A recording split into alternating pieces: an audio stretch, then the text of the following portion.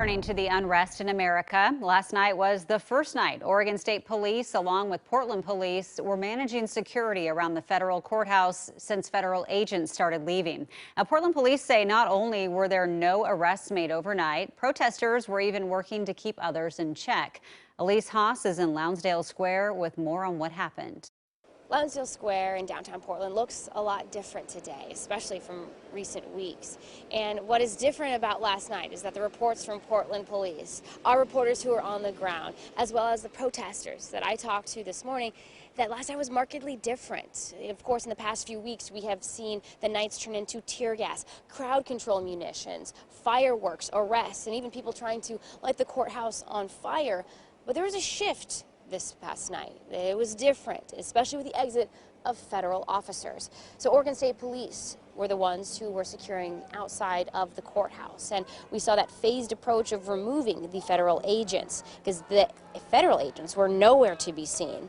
And as the night went on, even the number of troopers were reduced. Early this morning, Portland Police reported there were no arrests and no major issues. In fact, they said protesters chanted about keeping it peaceful. PPB says protesters got on other protesters who are trying to climb the fence at the courthouse.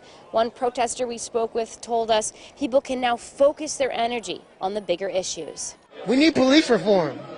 You know, we need economic opportunities in the African American community in America, and we're trying to enact change.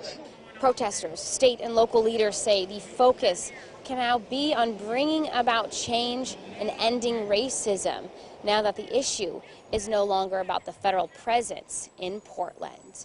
And here at Lounsdale Square, you'll notice that there are no longer any tents. There are a few protesters who are sitting at the base of the statue, but things are different now. And when I talked to the protesters this morning, they tell me that the main tone of last night's protest was all about de-escalation. And that isn't something that we haven't seen in weeks. In downtown Portland, Elise Haas, KOIN 6 News.